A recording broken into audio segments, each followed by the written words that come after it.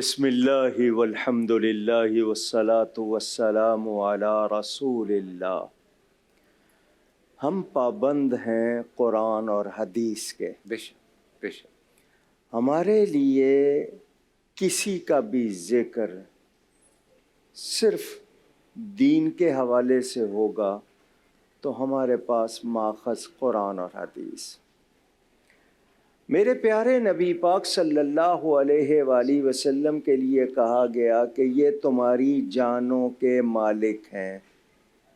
النبی اولیٰ بالمؤمنین من انفسہم، نبی مومنوں کی جان سے زیادہ قریب ہیں، ان کی جانوں کے مالک ہیں۔ وَأَزْوَاجُهُ أُمَّهَاتُهُمْ، اور ان کی بیویاں مومنوں کی مائیں ہیں، روحانی جسمانی نہیں۔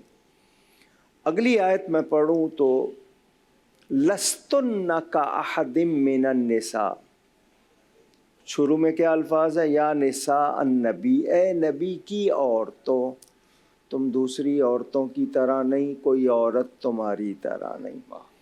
قرآن کی میں نے کہا نا بنیاد، اب اس کے بعد حدیث آتی ہے، ایک نہیں سینکڑوں ہیں۔ ہمارے ہاں ام المومنین کا لقب دیا جاتا ہے ان ازواج مطہرات کو، اور مطہرات اس لیے کہتے ہیں کہ وہ پاک ہیں۔ اللہ اکبر۔ یہ ذہن میں رہے، گندگی آپ کے ذہن میں ہو سکتی ہے، ان ہستیوں میں نہیں۔ اللہ اکبر۔ کوئی کسی کے لیے نبی کی بیٹی کے لیے خطا کہے تو خطا اس کے دماغ میں ہے، نبی کی بیٹی میں نہیں ہے، ذہن میں رکھنا چاہیے۔ اب حضور اکرم صلی اللہ علیہ وسلم کی اس زوجہ محترمہ کے بارے میں جو خاص بات ہے، یہ اللہ کا انتخاب ہے۔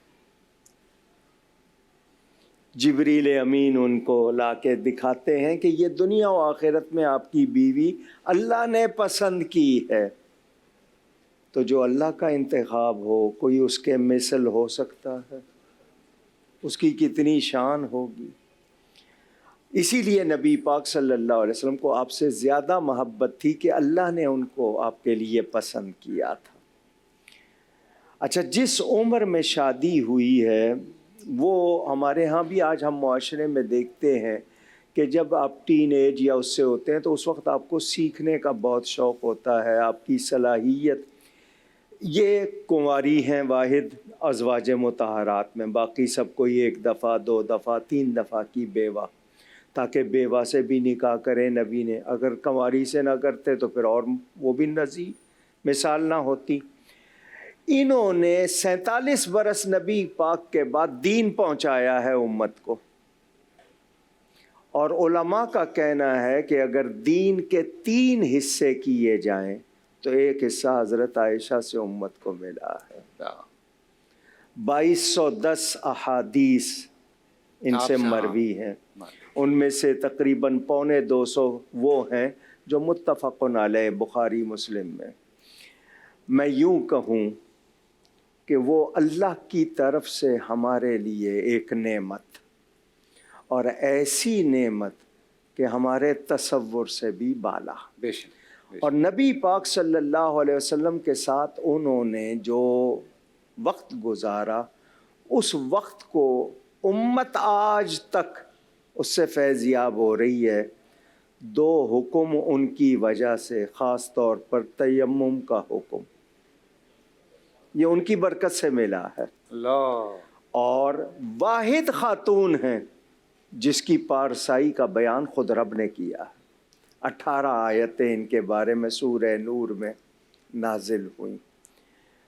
تو حضور صلی اللہ علیہ وسلم فرماتے ہیں جس طرح عرب میں سرید کو کھانوں پر فضیلت ہے، عائشہ کو تمام عورتوں پر فضیلت ہے۔ میرے نبی کی پیاری ہوں تو مجھے کیوں نہیں پیاری ہوں گی؟ اور پھر ان کا جو شرف، ان کے والد، اور پھر یہ بھی حدیث موجود ہے کہ پوچھا گیا حضور کو مردوں میں سب سے زیادہ کون پسند، تو صدیق اکبر، عورتوں میں کون، تو حضرت عائشہ۔ ادھر پوچھا گیا، حضرت عائشہ سے پوچھا گیا تو آپ نے کہا کہ سیدہ فاطمہ اور سیدنا علی۔ تو ان میں آپس میں محبت تھی۔ آج لڑائی کرنے والوں کے پاس فالتو ٹائم ہے، ان کے پاس محبت تھی، وہ پیار کرتے تھے، وہ لڑتے نہیں تھے. تو آپ نے ان کی بارگاہ میں ہدیہ عقیدت پیش کرنے کا اہتمام کیا. اللہ آپ کی اس کاوش کو قبول فرمائے. آمین آمین.